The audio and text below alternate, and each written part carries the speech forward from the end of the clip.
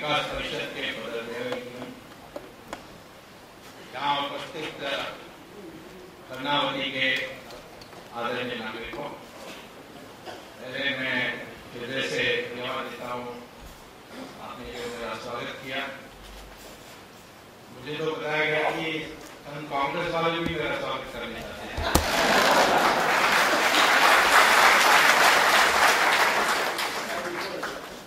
परंतु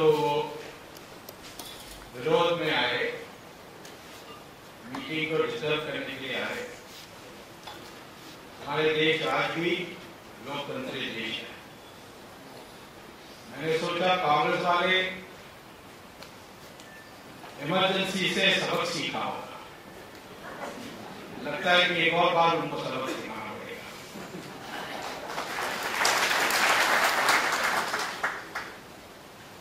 लोकतंत्री देश और वो भी गुजरात में महात्मा गांधी, सरदार पटेल, मोरारजी देसाई जैसे नेता जहां पैदा हुए, उस देश में हिंसा करना या विरोध करना, किसी को बोलने के लिए ना प्रयास करना, ये तो हमारी संस्कृति के विरुद्ध है।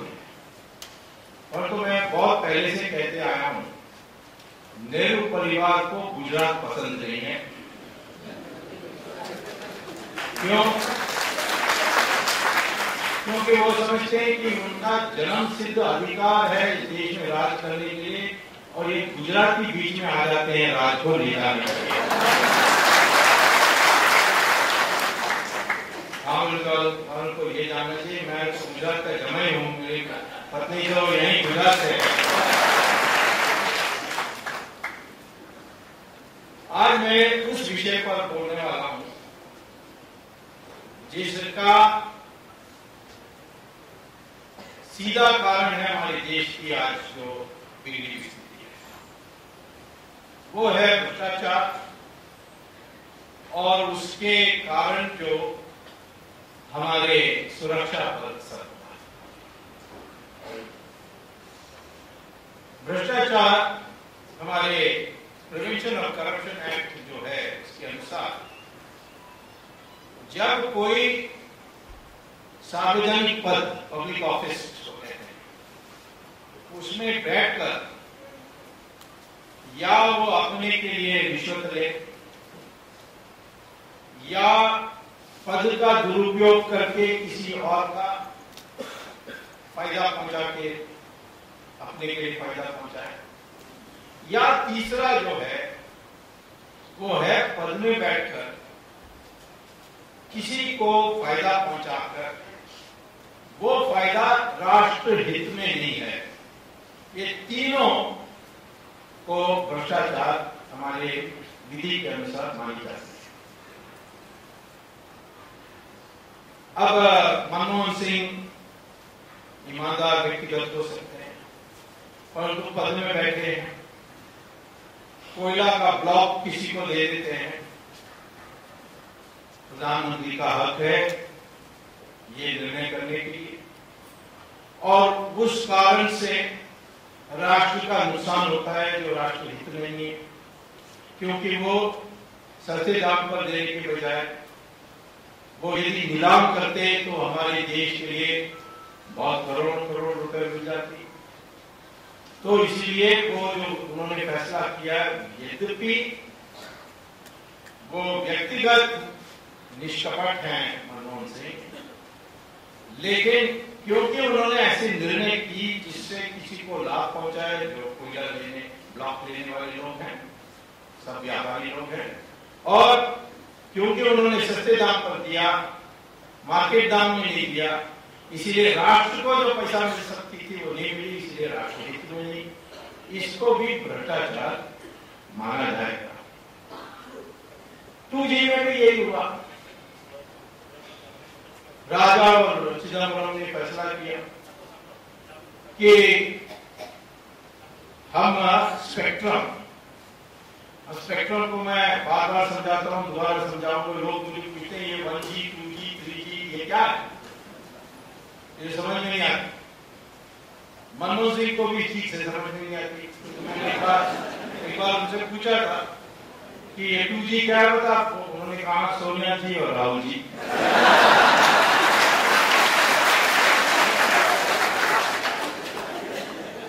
इसीलिए जब मैं 2G की बात करता हूँ तो कामगार बिगड़ जाते हैं, वो सोचते हैं कि मैं सोनिया जी और राहुल जी की बात कर रहा हूँ। जी माने जेनरेशन, जेनरेशन हिंदी में कहते हैं पीढ़ी। पहला पीढ़ी आई थी कॉर्डलेस फोन, उसमें आप बटन दबाओ, घंटी बजेगी वायर के बिना, और वाणी आकाश में आपकी वाणी वेव में जाती है, साउंड वेव्स। उसको 1G कहते हैं क्योंकि उसमें सिर्फ टेलीफोन कर सकते हैं। फिर दूसरा पीढ़ी आया मोबाइल फोन, फोन भी कर सकते थे, ईमेल भी भेज सकते हो, SMS भी भेज सकते हो, चित्र भी भेज सकते हो। उसका भी वाणी आपकी वाणी और ये चित्र या SMS सब जाती है साइकिल में, साउंड वेव में, पर उसमें ज्यादा साइकिल होते हैं। तीसरा पीढ़ी, उसमें आप टेलीफोन करो, दूसरे टाइम में फोन, दूसरी जगह में फोन उठाएंगे तो आपको देख सकते हैं, आप भी उनको देख सकते हैं, जैसे आमने सामने बात हो रही है। 4G आएगी, वो उसमें 10,000 पन्ने की डॉक्यूमेंट भेज सके। आज तो उतनी मोटे डॉक्यूमेंट नहीं भेज सकते, तो उसमें सब में इतना ही फर्क है कि जितना इंफॉर्मेशन भेजना है उतनी ज्यादा साइकिल चाहिए, और उसको आकाश में जाते कारण उसको टक्कर ना हो, इसलिए उसको बांट देते हैं, चैनल बना देते हैं। उस चैनल का नाम है स्पेक्ट्रम। और इसमें शुरू में बड़ी डिमांड नहीं थी, बहुत कम मोबाइल फोन थे। 2001 में सिर्फ 4 करोड़ मोबाइल फोन थे, आज 70 करोड़ मोबाइल फोन थे।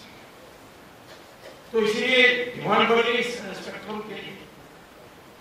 लेकिन राजा और चिदम्बरम ने फैसला किया कि दाम हम 2001 के दाम पर बेचेंगे, जो 1/10 था उस समय का। 2008 में दाम 10 गुना ज्यादा हो गया था, डिमांड भी बढ़ गई थी, और उस दाम, सस्ते दाम पर बेचा, झूठा बोल दिया कि हम अपने टैरिफ को कम करने के लिए हमने दिया। परंतु ये सारी कंपनी जिनको मिली स्पेक्ट्रम, उन्होंने फिर मार्केट में विदेशी कंपनी को बेची 8 गुना दाम पर। यदि हमारी सरकार उसकी नीलाम करती तो 1,76,000 करोड़ रुपए और मिल जाती है CAG का।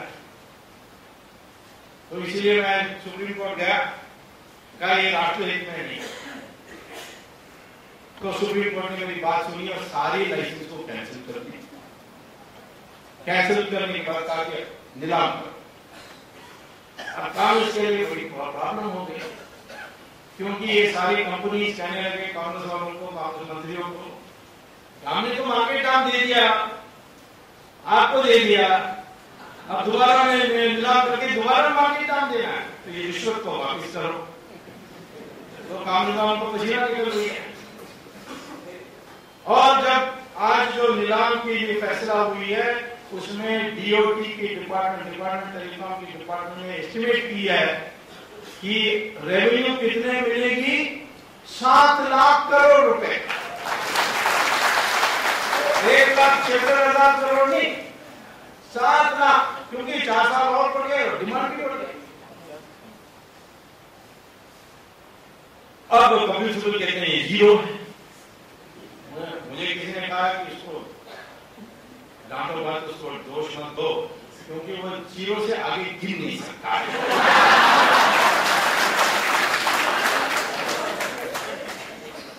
तो 7 लाख, देखिए 7 लाख करोड़ का हिसाब लगाना, तो ये सोचिए कि हमारे बजट में घाटा कितना है, 4.5 लाख करोड़।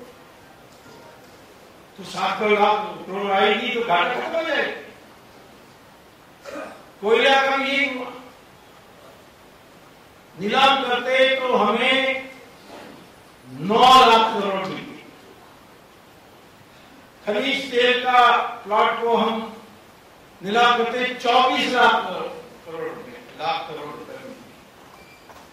और थोरियम जो आज हमारे देश में 60% दुनिया का थोरियम हमारे देश में मिलती है, जो न्यूक्लियर फ्यूल है, वो रेत में, माने जो तट के किनारे जो रेत है उसको आप खोद के ले जाएंगे तो उसी में सिर्फ थोरियम पड़ा है। वो क्यों है? क्योंकि राम सेतु है, और जो आती है जो लहर पानी की, समुद्र की, वो राम सेतु से टकराती है, और टकराने के बाद वो पानी इस तरफ तट के तरफ जाती है और फिर वहां डिपॉजिट कर दिया। ये तो राम सेतु को तोड़ने के लिए चाह रहे थे, तो सारा पानी इसमें से निकल जाएगा और डिगो गार्सिया जो अमेरिका का है द्वीप, वहां पहुंच जाएगा। अमेरिका को मजा, क्योंकि अमेरिका के पास कोई थोरियम नहीं है और 30 साल में सारा यूरेनियम खत्म होने वाला है, तो हमारे पास द्वीप मांगने के लिए आएंगे कि हमें थोरियम दे दो। परंतु वो पहले से उन्होंने इंतजाम कर दिया कि राम सेतु टूटने से निकल जा सकता है, और उस पानी का हम फिर निकाल करके उसमें से मोनाजाइट निकाल करके हम थोरियम पैदा करेंगे। तो हमारे देश में ये सारे, कौन कहता है हम गरीब देश है, हमारे पास पैसा नहीं है? हमारे पास तो है, परंतु चंद लोग लूट रहे हैं, और लूट का तो हिसाब मिल गया विदेशों में। जो नाजायज बैंकिंग चल रही है स्विट्जरलैंड में, केमन आइलैंड में, आइल ऑफ मैन में, मक्का में, माने मक्का नहीं, मकाओ चाइना में, यहाँ सब मिला करके भारतीयों का नाजायज खाता में कितना है? 70 लाख करोड़ रुपए। बाबा रामदेव कहते हैं कि इसको वापिस लाओ, तो उसको लाठी मारने के लिए निकल जाते हैं। ये क्यों कांग्रेस को चिढ़ आती है? क्योंकि ज्यादातर अकाउंट तो कांग्रेसियों का है। सोनिया गांधी का अकाउंट में 1 लाख करोड़ रुपए, 1 लाख करोड़ रुपए कैसा है? कोई बुद्धिमान है, कोई बहुत पढ़ी लिखी है? पहले तो आप लोग सोचते थे बहुत पढ़ी लिखी है, केम्ब्रिज यूनिवर्सिटी में उसको डिग्री मिली है। उसने अपने रायबरेली में जब चुनाव खड़ी हुई तो उसको शपथ लेना था, उसने कहा कि degree in English from university of Cambridge. मैं अचानक गया था लेक्चर देने के लिए, तो मैंने कहा कि कैसे स्टूडेंट थी? सोनिया गांधी भी स्टूडेंट भी थी। मैंने कहा क्यों? मुझे लिखकर दे दोगे? तो रजिस्ट्रार ने मुझे लिखकर दिया, तो वो मैं ले गए और स्पीकर को दिया। मैंने कहा सोनिया गांधी ने तो पार्लियामेंट की बायोग्राफी लेटर भी लिखी है, तो उनको पूछो। तो उस समय मनोज जोशी थे स्पीकर, उन्होंने चिट्ठी लिखी। उसका जवाब आया कि ये टाइपिंग मिस्टेक था।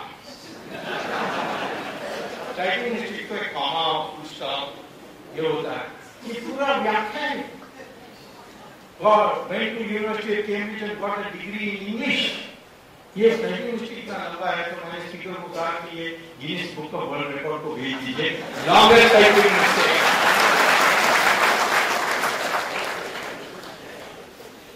तो इसको 1 लाख करोड़ कैसे मिली? हर चीज में कमीशन। राजा को किसने हिम्मत दिया? पहले तो प्रधानमंत्री ने चिट्ठी लिखी थी राजा को, नीलाम करना और कुछ मत करना, मुझे पूछे बिना। राजा ने जवाब दिया कि नहीं, मैंने फैसला कर दिया, आपको पूछने की जरूरत नहीं। क्यों? क्योंकि सोनिया गांधी और प्रधानमंत्री चुप हो गए। मैं बार बार कहता हूं कि प्रधानमंत्री का कसूर ये है कि उसकी मंशा जो है वो उसको प्रधानमंत्री की शक्ति को पहचानने नहीं देती। लोग कभी पूछते हैं कि प्रधानमंत्री के पद में बैठे क्यों नहीं हो? कहता है राजा को गिरा, तुम मेरी बात नहीं मानोगे तो तुम मिनिस्टर नहीं कर सकते, नहीं कर सकता। मैं हर बार यही लोगों को याद दिलाता हूं कि मंशा सबसे इंपॉर्टेंट चीज है। सर्कस में 5 सिंह होंगे पिंजरे के अंदर। एक दुबला पतला रिंग मास्टर अंदर जाएगा, पिंजरे का दरवाजा बंद करेगा और कहेगा ऊपर चढ़ो। एक सिंह के पास इतनी ताकत है कि रिंग मास्टर को खाली कर सकता है, खत्म कर सकता है। लेकिन एक एक बात मान के, आज्ञा मान के ऊपर चढ़ते हैं। तो कहते हैं सिर का मुंह खोलो, मुंह खोलते हैं तो सिर लगता है उसको और ये कुछ नहीं करते। क्यों? क्योंकि छोटे से हैं, तब से उसको पालते समय उसकी मंशा से तैयार। हमारे मनमोहन सिंह भी सर्कस का सिंह है। उससे ये उम्मीद करना कि वो इस दुनिया को ठीक कर देगा गलत है। उसकी मंशा ऐसी है। मेरे लिए मेरी समस्या क्या है कि ये जाने के बाद इससे कोई अच्छा आने वाला नहीं है। तो चुनाव जल्दी हो जाए। गुजरात में कांग्रेस पार्टी को छुट्टी कर दो, आम मजा भी चुनाव आ जाएगी, उसके बाद दिल्ली में भी उनको छुट्टी कर देंगे। तो आज मैं ये कहना चाहता हूं कि भ्रष्टाचार बुरा क्यों है, उसके बहुआयाम असर है। आज हमारे देश में मुद्रा स्फीति होती है, दाम बढ़ जाती है, घटती है, कुछ बढ़ती है। सब्जी का ले लीजिए, चावल का ले लीजिए, ऊपर जाती है, नीचे आती है। ये क्यों है? जिन लोगों ने भ्रष्टाचार किया उनको काला धन मिलती है। वो काला धन को वो आजकल उसमें प्रॉफिट कमाने के लिए क्या करते हैं, क्योंकि सरकार ने कानून बदल दिया है कि एग्रीकल्चर कमोडिटीज को फॉरवर्ड ट्रेडिंग कर सकते हैं। पहले से खरीद करके एक काल्पनिक प्राइस पर खरीद सकते हैं और जमा कर सकते हैं। ये परमिशन दे दिया सेठ को, तो सेठ ले जाते हैं कैश। थोक बाजार में सब चावल आती है, गेहूं आती है, तेल की बीज आती है, सबको खरीद लेते हैं, कोल्ड स्टोरेज में लगा देते हैं। काम करती है तो फिर क्या होता है, बाहर निकालते हैं, खूब मुनाफा कमाते हैं। इसी प्रकार से स्टॉक मार्केट भी ऊपर नीचे जाती है। क्यों? ये काला धन उसमें लगी है और कोई हिसाब देने वाला नहीं, क्योंकि सब लोग इन्वॉल्व।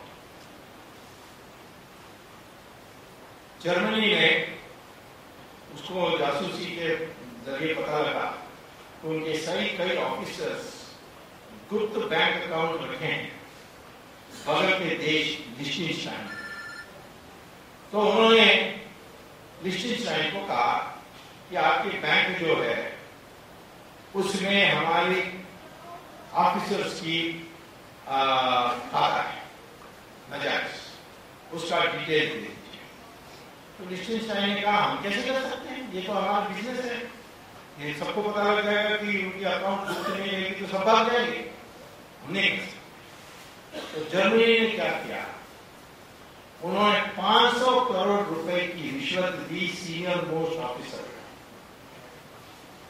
और कहा कि सारा जो नाजायज अकाउंट्स है उसको सीडी में डालकर हमें दे।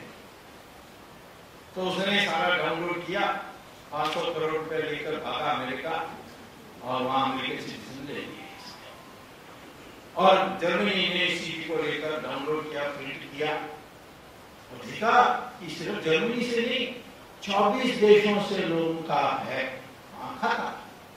तो उन्होंने सारे 24 देशों को चिट्ठी लिखी कि आपके नागरिक का अकाउंट है, हमारे पास विवरण है, चाहिए तो भेज देंगे। 23 देशों में तुरंत चिट्ठी लिखी दे दो। एक देश ने चिट्ठी नहीं लिखी, वो हमारा देश, ये हाल है हमारी। तो हम सुप्रीम कोर्ट गए, सुप्रीम कोर्ट ने आदेश दिया कि नाम मंगवाया। मंगवाने के बाद गवर्नमेंट कहती है हम इसको खुलासा नहीं कर सकते हैं क्योंकि हमारी समझौता है, ये टूट जाएगा, वो टूट जाएगा, वो चल रहा है, थोड़ी देर में आ जाएगा। उसके बाद देखता हूं कौन कौन सी मुंह दिखाने लायक हो जाएगा। उसके बाद सबके नाम है, सोनिया का नाम, चिदम्बरम का नाम, जब आने वाले। तो इतने पैसे विदेशों में बाहर वापस नहीं ला सकते हैं और रामदेव जैसे, बाबा रामदेव ऐसे बोलने से उनकी मारपीट करते हैं। इसके पीछे है कि इनका ही अस्तित्व खतरा में पड़ जाता है। क्या नई सरकार बनेगी तो 70 लाख को ला सकते हैं? हाँ, ला सकते हैं। कैसे ला सकते हैं? 2005 में ये टेररिस्ट फाइनेंसिंग के कारण अमेरिका ने जबरदस्ती यूनाइटेड स्टेट्स नेशन से एक प्रस्ताव पास कर रहे हैं कि कोई भी देश को संदेह हो कि हमारे नागरिक का नाजायज अकाउंट किसी देश में है, तो वो एक अपने देश में कानून बनाए कि जो भी भारतीय उनके नागरिक के अकाउंट हैं उसकी राष्ट्रीयकरण कर रहे हैं, और जो ये सिद्ध कर देगा हमारी नागरिक की ये जायज अकाउंट है, पैसा भी जायज जमा हुआ है, उस अकाउंट को वापस कर देंगे। इतना करने से हम यूनाइटेड नेशंस के प्रस्ताव के अनुसार सब देशों को ये पैसा देना होगा। तो हमारे देश पार्लियामेंट है नहीं है पता नहीं, एक अध्यादेश जारी कर सकते हैं और बाद में पार्लियामेंट उसको पुष्टि दे सकती है। अध्यादेश जारी करें कि जो भी विदेश में पैसा जमा है गुप्त बैंकों में, इन देशों में, उनका सारा हम राष्ट्रीयकरण कर रहे हैं और सारा पैसा हमारा है। और जो भी ये सिद्ध कर देगा कि ये हमने जायज अकाउंट खोल लिया, जायज जमा किए, वापस तो हमारी सरकार तो नहीं कर रही, इजिप्ट ने कर दी, लीबिया ने कर दी, कई देशों ने किया है, हमारे देश में नहीं करते क्योंकि जाएगी तो सब मंत्रियों की खाता जाएगी ना, तो ये नहीं कर सकते। इसीलिए ये अति आवश्यक हो गई है कि आप भविष्य में टैक्स से बचना है, महंगाई से बचना है, तो ये 70 लाख करोड़ ही आ जाए। पूरा टैक्स का जो रेवेन्यू है हमारे सेंट्रल बजट में 5 लाख है, घाटा 4.5 लाख है, सब्सिडी 2 लाख है, 10-11 लाख में तो पूरा निपटा सकते हैं, और 70 लाख मिल जाएगी तो 7 साल के लिए निपटा सकते हैं। उससे भी इकोनॉमी बढ़ जाएगी और इंडायरेक्ट टैक्स से इतनी पैसा आएगी कि आपके लिए कभी टैक्स डालने की जरूरत नहीं होगी। तो ये हम कर सकते हैं, ये हमारी असर है। दूसरा है, मैं आपको बताना चाहता हूं जिससे हम लोगों की स्थिति बिगड़ती है, जिनके पास काला धन है वो क्या करते हैं, वो विलासी वस्तुओं खरीदते हैं, जमीन खरीदते हैं। जमीन की दाम इतनी हो गई, बॉम्बे में तो आज फ्लैट खरीदना ही 25 लाख के लिए मुश्किल हो गया। जमीन के दाम बढ़ते जाते हैं, इकोनॉमी डाउन जाएगी पर तो जमीन का दाम बढ़ते जाएगी, क्योंकि काला धन उसमें। और लोग विलासी वस्तुओं खरीदते हैं, बड़े बड़े महल बनाते हैं, उसमें एक कमरे में एयर कंडीशनिंग होती है, बाथरूम में भी एयर कंडीशनिंग होती है, हर में सैटेलाइट टेलीविजन लगा देते हैं। ये सारी विलासी वस्तुओं का जो डिमांड बढ़ती है तो उस इंडस्ट्री की प्रॉफिट भी बढ़ जाती है। तो सेठ सोचता है कि मैं क्यों चप्पल बनाऊं, कपड़ा बनाऊं, आम जनता की वस्तुओं को मैं उत्पादन क्यों करूं, मुझे तो 5% मिलती है, 7% मिलती है रेट ऑफ रिटर्न, यहां लगाऊंगा तो 35-40% रेट ऑफ रिटर्न मिलती है। तो इसलिए पूंजी निकलता है वहां से और विलासी वस्तुओं के प्रोडक्शन में चले जाता है, और इसलिए हमारे देश में आज 70% जो पूंजी है वो प्रत्यक्ष रूप से या अप्रत्यक्ष रूप से वो जाती है विलासी वस्तुओं के उत्पादन के लिए। एक गरीब देश है, यहाँ इस गरीब देश में इस तरीके के हाल, ये हमें सोचना कि कितनी बड़ी प्रभाव है। लेकिन मैं आज आपको बताना चाहता हूं कि हमारे देश की सुरक्षा में कितनी असर होगी। चुनाव में तो असर होता ही है, काला धन लग जाते हैं, चुनाव में परिणाम बदलने के लोग को भ्रष्ट कर देते हैं, पैसे से शराब देते हैं, कोई वोट के लिए देते हैं। लेकिन उसमें मैं आज ज्यादा खतरा नहीं समझता हूँ, क्योंकि मैंने देखा है कि हमारी जनता में आज भी बहुत सूझबूझ है। तमिलनाडु में चुनाव हुई राजा गिरफ्तारी होने के बाद, और करुणानिधि ने सोचा इस बार चुनाव मुझे जीतना है, इसलिए जितना पैसा खर्च कर सकता हूँ, मुझे भी तो उसको बहुत पैसा मिला। कुल मिलाकर के राजा को 60,000 मिली, वो पूरा तो साथ नहीं रख सकता है, छोटा नहीं है, लेकिन सिर्फ 4,000 करोड़ होगा। आजकल 4,000 करोड़ क्या होता है रखा। फिर उसने 15,000 करोड़ रुपए दिया करुणानिधि को, उनको पार्टी का अध्यक्ष है, उसके कारण ही बना मंत्री। और करुणानिधि की 3 बीवी हैं तो उनके लिए भी थोड़ा एक्स्ट्रा देना होगा, 15,000 करोड़ करुणानिधि। सोनिया गांधी यूपीए की अध्यक्षा, उसके कहने पर मैंने सब कुछ कर पाया हूं, इसीलिए उसको 36,000 करोड़, बाकी 5,000 करोड़ जो था वो चिदम्बरम को दिया। अब राजा अंदर चलेगा जेल में, चिदम्बरम बाहर है, और कोई बात नहीं, मछली फिसलेगा तो दोबारा तो पकड़ूंगा, दरवाजा से नीचे गुजर।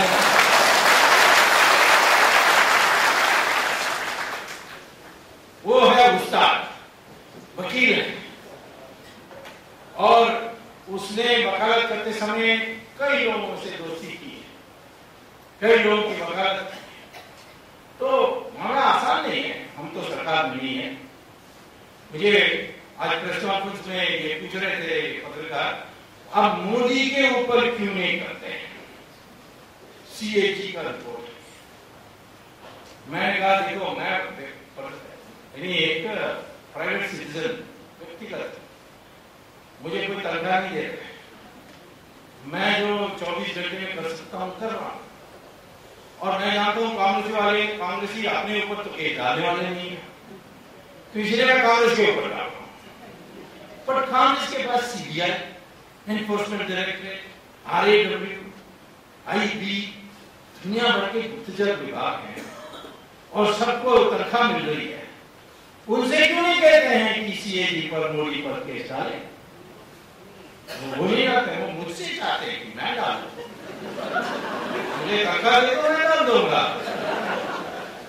बट ये जो नई बात आती है, हर बात बीजेपी, कौन रोकता है तुम्हें बीजेपी को केस डालने के लिए? 2G के समय में कोर्ट में इन्होंने यही बात थी, बीजेपी के टाइम में भी ऐसा हुआ।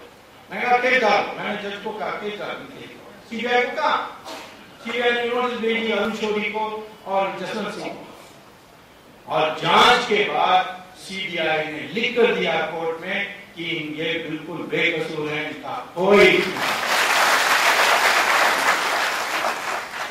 तो ये कांग्रेस की इतनी बड़ी तंत्र के ऊपर बैठे हुए हैं, मुझसे कहते हैं कि तुम सिर्फ कांग्रेसी ऊपर केस डाल रहे हो। मैं तो मेरा कर्तव्य कर रहा हूं विपक्ष के रूप में, और मुझे कोई दिखा दें कागज, मैं समझ सकता हूं, अभी तक किसी ने कागज नहीं दिखाए। उनको मोदी से चिढ़ है कि ये भी कहीं सरदार पटेल, मोरारजी देसाई के रास्ते में तो नहीं जा रहा है, और हमारे नेहरू परिवार को खतरा बना। अभी कोई बड़ी बात, इसमें अच्छे लोग थे, एक तो था अच्छा राजीव गांधी, उससे हमारी दोस्ती भी थी, परंतु ये इनके परिवार में एक ने भी कॉलेज नहीं पास किया है, कोई अगर कॉलेज पास नहीं किया, परंतु झूठ क्यों बोलते हो कि मैं बहुत पढ़ा लिखा हूं? जवाहरलाल नेहरू अपने को पंडित कहते थे, केम्ब्रिज यूनिवर्सिटी में 3rd क्लास मिली उनको। पंडित किसी को कहना है तो डॉक्टर अम्बेडकर को पंडित कहना चाहिए। पीएचडी मिली उनको कोलंबिया से, बैरिस्टर लॉ बने लंदन में, 1st क्लास, फर्स्ट आए सब जगह, उसको हम पंडित कह सकते हैं। जवाहरलाल नेहरू पंडित, इन सबको ये बनावटी है, यही है प्रॉब्लम। तो मैं आपसे ये कहता हूं कि आज ये जो भ्रष्टाचार का पैसा है, ये हमारी राष्ट्रीय सुरक्षा के लिए बहुत बड़ा खतरा है। अब इसको कैसे ठीक करें तो पहले दूसरी बात है, तो पहले सुन लीजिए, ये पैसा जो है थोड़ा ये जिसको मिलती है वो यहाँ रख लेता है, बाकी सबको विदेशी की बैंक में जमा करता है। कैसा करता है? हवाला वालों को देगा। हवाला वाले क्या करते हैं, यहाँ उनको बोली मिलती है, उनके जगह रख लेते हैं, और फिर वो हवाला वाला जाता है दुबई में वो टेलीफोन करता है अपना एजेंट को स्विट्जरलैंड में कि फलाना बैंक अकाउंट की पासवर्ड ये है, उसमें आप इतने $1 मिलियन जमा कर दीजिए, तो जमा कर देता है। और वो ये भी कहता है कि भाई वहां से कोई यहाँ पैसा लाने चाहता है तो मेरे पास रुपए पड़े हुए हैं, तो मैं दे सकता हूं। तो ये हवाला का बिजनेस चलता है। एक ही प्रॉब्लम है, दुबई में कोई काम आप पैसे के काम या वित्तीय काम पाकिस्तान की ISI की मर्जी के बिना नहीं कर सकते। तो ये हवाला वाले जाते हैं और उनसे परमिशन मांगते हैं, उनकी खुशामद करते हैं, ऐसा कहते बताओ किसका कहाँ है। तो जो भी मंत्री है हमारे, जो भी प्रमुख व्यक्ति हमारे देश के, उसका खाता कितना है, कहां जमा हुआ है, कब जमा हुआ है, अकाउंट नंबर क्या है, सब जानते हैं। तो पाकिस्तान के साथ किसी हमारे मंत्री को हिम्मत होगी पाकिस्तान को कहने के लिए, अरे बचकर तुम्हारे देश पर हम आक्रमण करेंगे, बमबारी करेंगे, ये कहने की किसी को हिम्मत है आज की सरकार?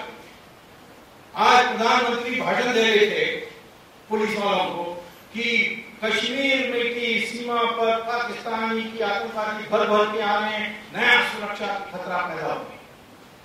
और उसके बाद न्यूज दिखाते हैं हमारे फॉरेन मिनिस्टर पाकिस्तान का वो महिला है रबानी, और बातचीत क्या चल रही है, क्रिकेट मैच का यहाँ क्यों ये अफजल गुरु को फांसी तक नहीं दिया, डरते हैं।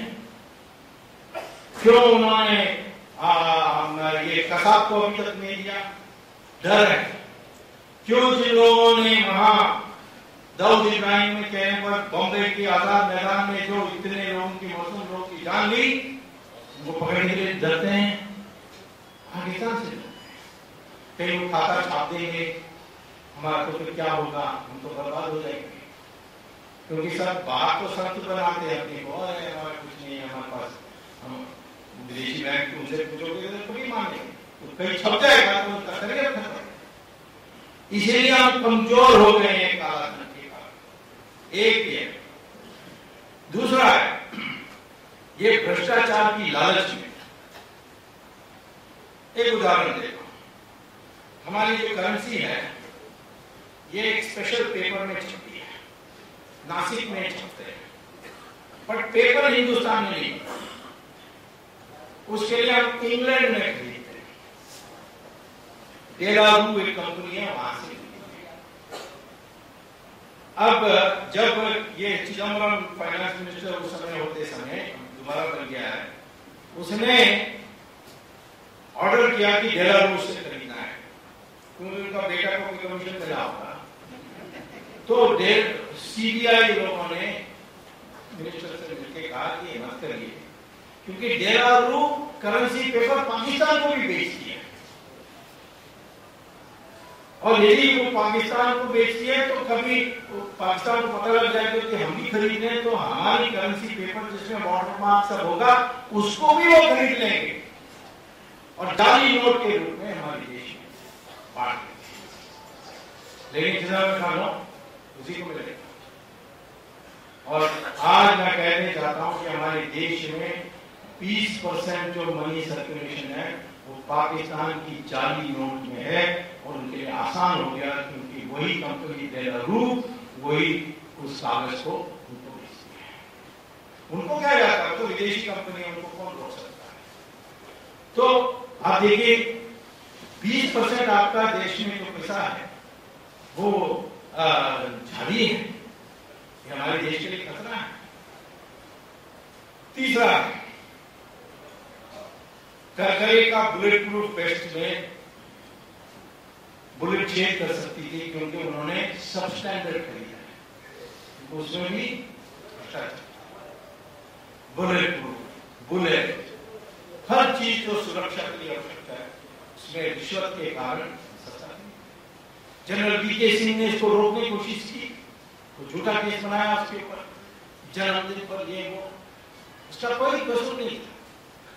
वो जब 10वां क्लास पास नहीं किया था तब NDA की जो नेशनल डिफेंस एकेडमी के एग्जाम देने के लिए उसको सर्टिफिकेट भरना, फॉर्म भरना, तो उन दिनों में टीचर्स भर देते थे क्योंकि अंग्रेजी में भरना था।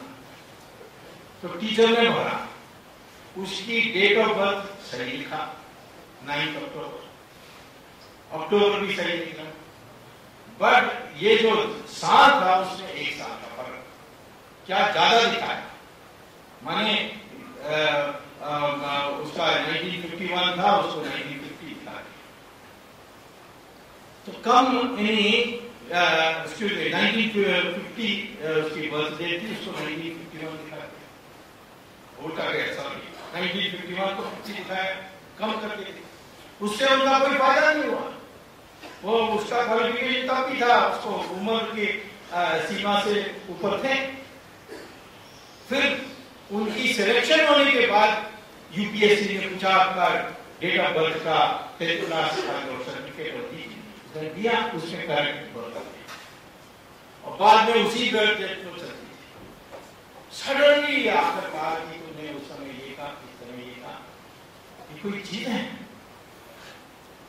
और समझना चाहिए उसकी भूमिका। उसने कभी अपने आप झूठ नहीं बोला, लेकिन उसको निकालना था, क्योंकि उसकी 1951 बर्थ डेट होगी तो फिर वो एक साल और रहेगा, 1950। तो एक साल और रहता तो जो आज बना कमांडर चीफ वो नहीं बन सकता। वो इनसे चाहने वाले लोग में थे और इसीलिए, और जो यूनाइटेड नेशंस में जब गए थे उस समय उनकी भ्रष्टाचार में नाम आया, कश्मीर में मुठभेड़ हुई, उसमें नाम आया, बड़े विवाद है। तो कुल मिलाकर के आप देखिए, यहाँ भी राष्ट्रीय सुरक्षा का हमारे एक ईमानदार जनरल को भ्रष्टाचार करने नहीं दे रहा था, इसीलिए उसको हटाया गया। अब बांग्लादेश की जो पॉपुलेशन है, जनसंख्या, उसके 1/3 इंडिया में आता है। सीमा पर हमने सारा बीएसएफ फोर्स सब लगाया, लेकिन वो पैसा देते हैं, आप उनके बाप भाई फ्रेंड्स लगा तो काट के आते, कोई रोकता नहीं। क्यों? पैसा के कारण। अब 1/3 हिस्सा का बांग्लादेश की पॉपुलेशन हमारे देश में, और वो कहते हैं जमीन लो, जमीन लेना। अब बोडो बेचारे, वो ट्राइबल है, उनको कोई समझ नहीं आती, उनके साथ आक्रमण कर दिया, इतना बड़ा हुआ कि आतंकवादियों ने हिंसा कर किया ये लोगों ने, हमारे देश के लिए इतनी बड़ी खतरा। और अब क्या करेंगे हम? 1/3 हिस्सा का बांग्लादेश का यहाँ है। मुझे किसी ने पूछा आप सरकार में होते तो क्या करेंगे? उनको सबको भगाएंगे? नहीं, भगाएंगे। इसके लिए दूसरा रास्ता। कौन सा रास्ता? मैंने कहा बांग्लादेश को कहो कि जब पाकिस्तान बनने की बात आई तो इंग्लैंड में पार्लियामेंट में ये चर्चा हुई कि जो भी मुसलमान हिंदुओं के साथ रहने नहीं चाहता है, उसके लिए एक अलग देश होना चाहिए। हम उसके बिना छोड़ेंगे, हिंदुस्तान को छोड़ेंगे, मारकाट हो जाएगी, इसलिए हम पाकिस्तान बना के छोड़ेंगे, और उन मुसलमानों के लिए जो हिंदू के साथ रह नहीं सकता। उसके आधार पर, जनसंख्या के आधार पर उन्होंने देश का बांटा।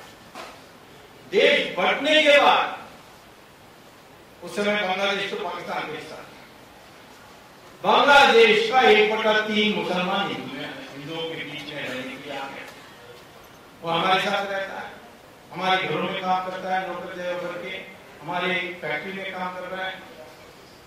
तो यदि वो मुसलमान हमारे हिंदुओं के साथ मिलकर काम करने के लिए तैयार है, मिलकर रहने के लिए तैयार है, तो फिर हमें क्या करना चाहिए? बांग्लादेश को कहना चाहिए तुम्हारे लोगों को वापस ले जाओ, वरना 1/3 हिस्सा आपकी जमीन हमें वापस कर दो, जो हिंदुस्तान का। मैंने एक बार जब मैं मंत्री था तो मैंने मिनिस्टर ये कमांडर चीफ से पूछा, ये संभव है कि ले सकते हैं? मैंने कहा साहब संभव बात छोड़िए, ये तो अति आवश्यक है। मैंने कहा क्यों? कहते हैं देखो आसाम जाना है तो हमें बंगाल से ऊपर जाना होता है, और फिर वहां से आसाम की एक छोटी सी पट्टी होती है जिसको हम चिकन नेक कहते हैं, मुर्गा का गर्दन, क्योंकि ऊपर का चाइना है, नीचे बांग्लादेश, कभी भी काट सकते हैं और आसाम अलग हो जाएगा। तो इसीलिए हमें ये मिल जाए, हमारे बहुत आसान हो जाए, हम सीधा यहाँ से चले जाए। देखा तो देखा कि सिलेट से खुलना का लाइन खींचेंगे तो जो जमीन ऊपर है बांग्लादेश का वही बटा 3 है। तो बांग्लादेश से कहना चाहिए या ले जाओ या हम फौज भेज देंगे सिलेट से खुलना और ऊपर सब काट के अपने आप ले लेंगे। ये परंतु ये नौबत आई इसके लिए हम लोगों के लिए हिम्मती है। क्या महिलाओं के साथ व्यवहार हो रहा है पाकिस्तान में, सुन रहे हैं, रो सकते हैं और कुछ नहीं कर सकते। यह हाल होगी हमारी सरकार की कि सब भ्रष्टाचार के कारण। तो कौन सी बात पर हम चुप गए हैं? आज आपको आश्चर्य होगा कि हमारे आतंकवादी लोग स्टॉक मार्केट में जा करके अपने पैसे लगा करके कमा करके फिर विस्फोट करते हैं। ये नेशनल सिक्योरिटी एडवाइजर जब थे एनके नारायण, उन्होंने अंतर्राष्ट्रीय कॉन्फ्रेंस में कहा तो सारे ओर से ये तो भ्रष्टाचार को मिटाना चाहिए। कैसे मिटाएंगे? 3 रास्ते हैं। एक, तुरंत कुछ कर सकते हैं। वो क्या कर सकते हैं? ऐसे यंत्र को लाओ जिसमें बाबू को अधिकार नहीं होता। जैसे पहले था रेलवे रिजर्वेशन में, आप जाओ स्टेशन मास्टर को सलाम करो, फिर से टिकट कलेक्टर को सलाम करो, ट्रेन में जो जा रहा है उसको सलाम करो और अपना नाम किसी से तरीके से बर्थ ले। अब सब कंप्यूटराइज हो गया तो इसीलिए बहुत कम संभावना है अभी थोड़ा, बट बहुत कम संभावना है। अब आप SMS भेज करके पता कर सकते हैं आपकी कंफर्मेशन हो गई या वेटिंग लिस्ट में नंबर कैसा ऊपर बढ़ा, इससे पता लग सकता। पहले जाकर चपरासी को देना था बख्शीश, तभी आपको फॉर्म मिलती थी सरकारी, आप तो ऑनलाइन डाउनलोड कर सकते हैं। इसमें बहुत कम हुई है इस तरीके से भ्रष्टाचार। परंतु ये मूल भ्रष्टाचार की समस्या को समाधान नहीं करते। मूल तो वहां है नेताओं के बीच में, जो सरकारी हमारे देश की साधन को लूट रहे हैं और देश को ऐसा नुकसान कर रहे हैं कि भविष्य में उठने के लिए मुश्किल हो जाए और हमारे देश भ्रष्टाचार देश बन जाएगी तो कोई भी देश जाके हमें खरीद सकेगा। तो इसीलिए अब सख्ती से पकड़ो, तो हम प्रयास कर रहे हैं। आज भी मैं और मुझे और अन्ना हजारे से ये फर्क है। अन्ना हजारे तो अच्छे आदमी और उसका जो टीम है ना वो सब नक्सलाइट टाइप लोग हैं, उनसे मुझे थोड़ा मुश्किल होता है। वो कहते हैं जन लोकपाल आएगी तभी देश में भ्रष्टाचार मिटेगी। ये नहीं, आज के कानून में भी हम कर सकते हैं और हमने 2G में करके दिखाया। कितने लोगों को बेल लेने के पहले जेल भेज दिया था और भी लाइन लगी हुई है। मैं तो छोड़ने वाला नहीं हूं, मैं तो सोने वाला नहीं हूं, जब तक सब अंदर नहीं भेज। अब आखिर में मुझे भी जो हमारे तंत्र है, लोकतंत्र का तंत्र है, उससे ज्यादा शक्तिशाली तो नहीं बन सकता। मैंने जज को कहा था कि चिदम्बरम को अंदर करो, क्योंकि कबूल हो गया है कि वो राजा मिलकर के फैसला की। जज ने साहब ने कह दिया कि आपने ये बताया नहीं कि ये इसकी आपराधिक मंशा, क्रिमिनल माइंड से इसने ये किया। मैंने कहा इसमें तो क्रिमिनल माइंड का सवाल ही नहीं था। हाँ, मर्डर में क्रिमिनल माइंड है। मैं गाड़ी चला रहा हूँ, कोई आ गया रास्ते में उसको मार दिया तो उसको मर्डर नहीं कहते, क्योंकि मेरा मंशा नहीं था उसको मारने।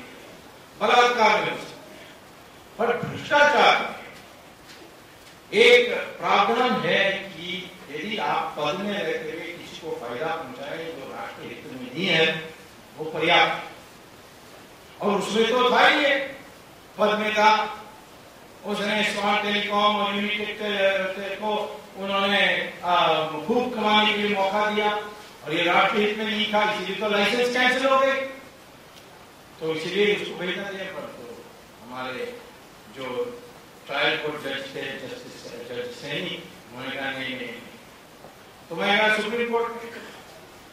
अब सुप्रीम कोर्ट में जो आश्चर्यजनक बात हुई, जज ने फैसला दे दिया कि मैंने सिद्ध नहीं किया कि चिदम्बरम ने रिश्वत लिया, मैंने सिद्ध नहीं किया कि चिदम्बरम ने सत्ता पद का दुरुपयोग किया, इसीलिए हम डिसमिस कर रहे हैं। मैंने कभी कहा ही नहीं इसने रिश्वत लिया, अभी तो मैं नहीं कहूंगा, मैं बाद में कहूंगा, पर मैंने अपनी याचिका में तो नहीं कहा। मैंने याचिका में यह भी नहीं कहा कि इसने पद का दुरुपयोग किया। मैंने इतना ही कहा कि वो पद में रहते हुए दो स्वान और यूनिटेक को फायदा पहुंचाए जो राष्ट्रीय हित में नहीं था, और राष्ट्रीय हित में नहीं होने के कारण वो लाइसेंस सारे कैंसिल हो गए।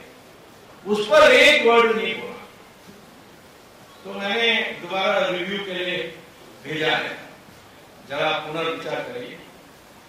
और यदि वो जज नहीं माने कि नहीं मैंने कोई गलती नहीं किया, तो फिर मैं क्यूरेटिव पिटीशन में जाकर 5 जज के सामने बहस करूंगा।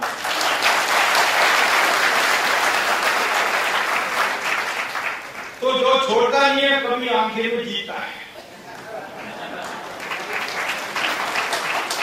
मोहम्मद गोली तो 16 बार हाके गया ना, 17 बार जीत गया। भले उसको हम उससे नफरत करते हैं, उन्होंने जो हमारे देश के साथ किया, लेकिन वो जो उसकी जो प्रयास थी उसका तो सराहना करना पड़ेगा।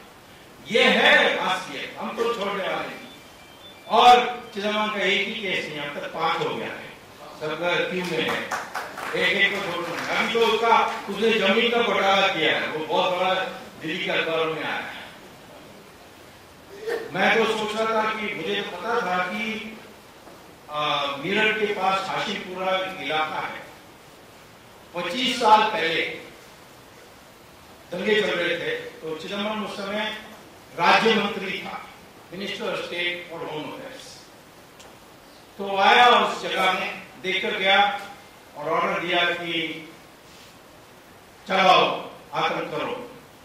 तो ये पुलिस जो थी वो ट्रक लेकर गई मोहल्ला में, रात को 2 बजे 42 नौजवानों को छांट के ट्रक में डाला रखा, ट्रक को ले गए 20 किलोमीटर, सब मुसलमान बच्चे थे, लड़के थे, और ट्रक को ले गए धुंध नहर में जो 20 किलोमीटर दूर है, और उस नहर के किनारे एक को उतारा, एक को गोली मारकर लाश को नहर में डाला।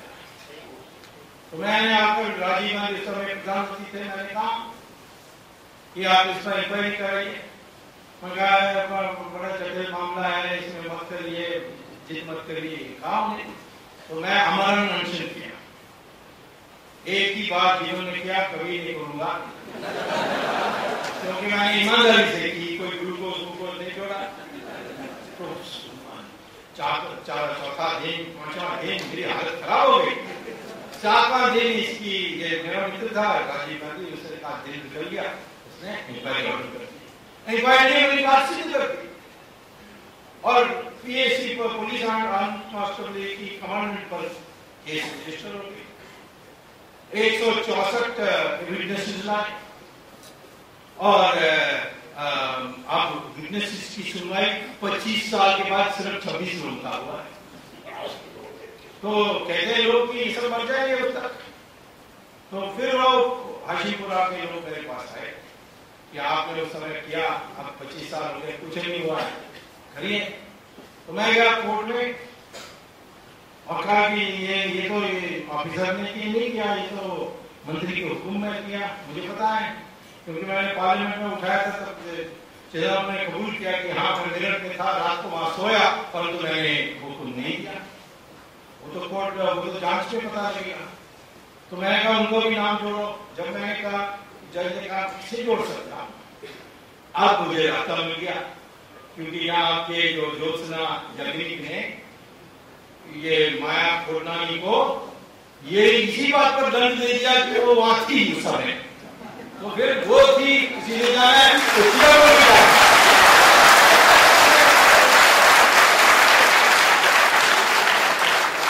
तो ये सारी बातों से कांग्रेस को बुरा लगता है, क्या करें, वास्तविकता है, उनके लोग ऐसे ही हैं।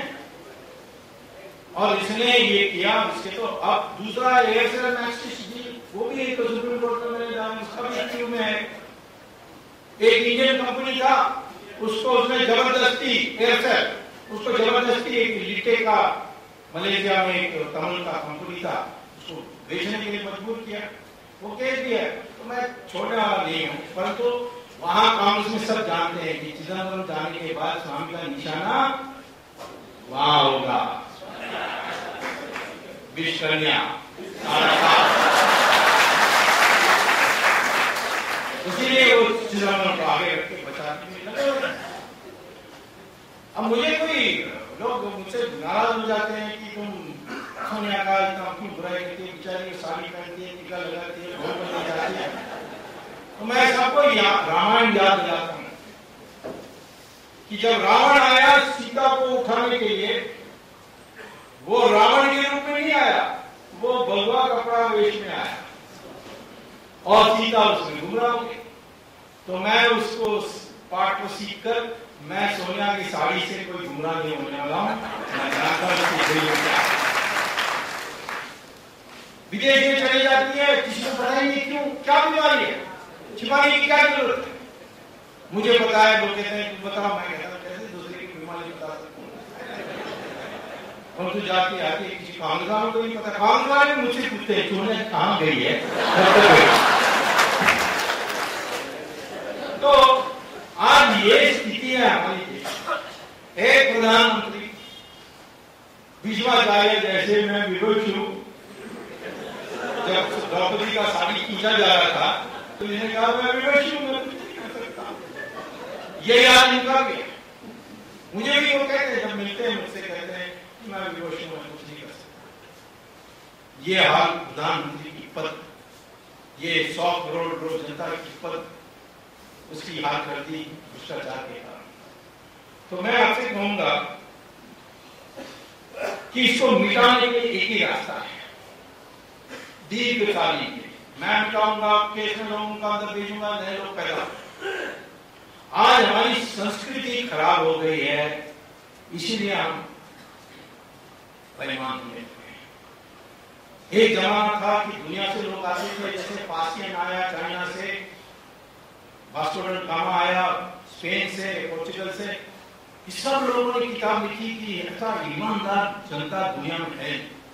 रात को घर बाहर निकलते घर को ताला नहीं था, घर में कोई सामान उसकी छोड़ दे तो वो पीछा करके वापस करते। ये हमारी प्रतिभा थी। धीरे धीरे ये हो गई कि हम दुनिया के सबसे श्रेष्ठ देश माने जाते हैं। इसका पीछे ये है कि हमारी सनातन धर्म ने सिखाई थी कि पैसे के आधार पर समाज में प्रतिष्ठा नहीं बनेगी, त्याग के आधार पर बनेगी। इसीलिए अमेरिकन जो ये पूछते थे, आप ये भारतीय लोग महात्मा गांधी के पीछे क्यों जाते थे, क्यों? जब मैं पूछा, कहते हैं कि वो तो ठीक से कपड़ा भी नहीं पहनता है। उनके नेता इतने सजैव हैं, उनके धर्म गुरु satin gown, diamond necklace, Ruby necklace, चमका हुआ। पोप को देखो, हमारे साधु उच्च कोटि साधु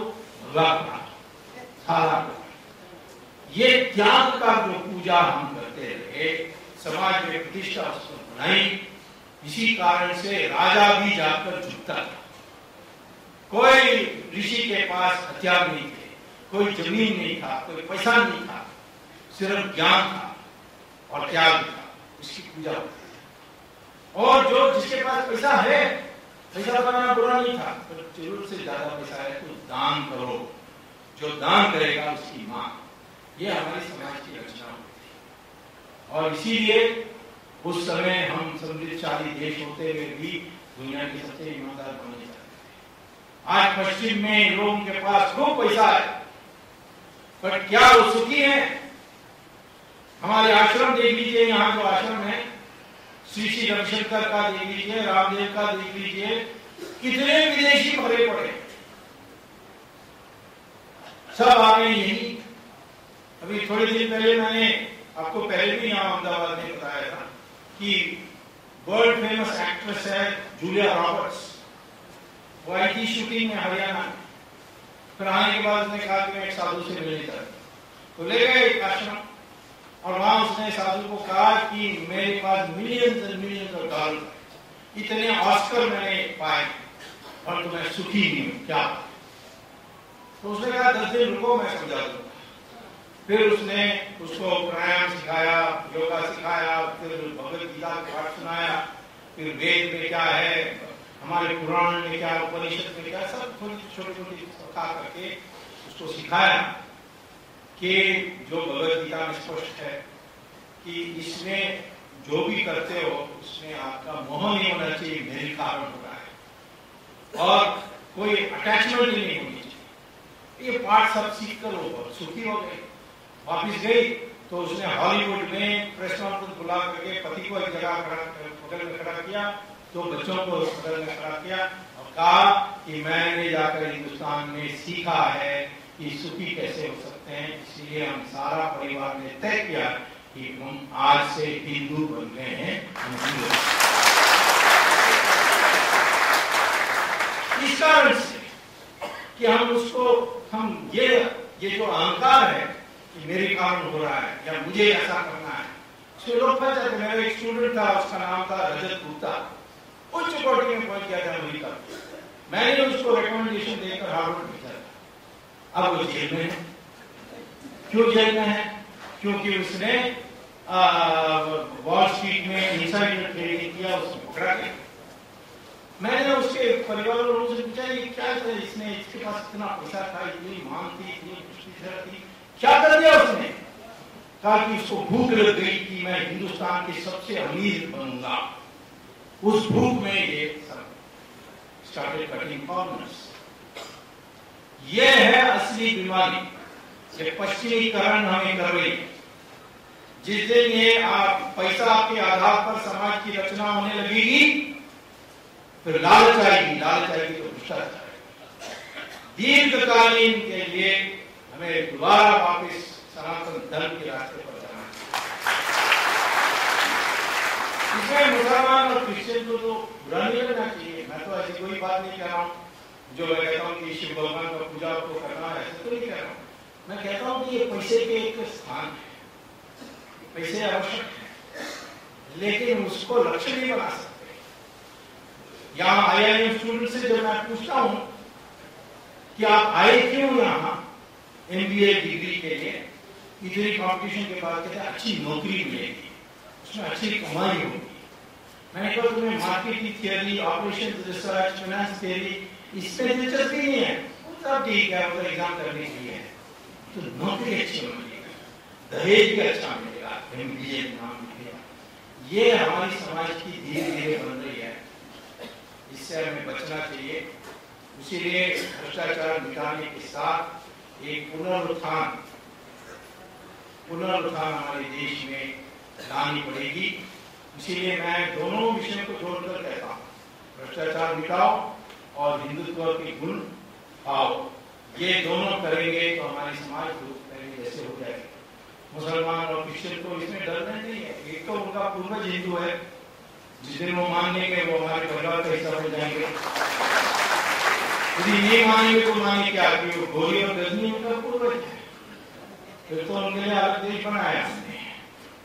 हमारे देश में एकता पैदा करने के लिए, एक नया हिंदुस्तानी पैदा करने के लिए, सात्विक हिंदुस्तानी नहीं, विराट हिंदुस्तानी, जो दुश्मन आपके ऊपर आक्रमण करेगा उसको मुंह तोड़ जवाब देने की हिम्मत रखने वाला हिंदुस्तानी, जो अपने देश की प्रतिष्ठा के लिए त्याग कर सकता है और उसकी पैसे की भूख अपनी आवश्यकता तक उसकी सीमित है, उसके बाद उसको कोई दिलचस्पी नहीं। ऐसे एक नवीन हिंदुस्तानी पैदा करने की आवश्यकता है और ये आगे करेंगे तभी समाज बच सकती है।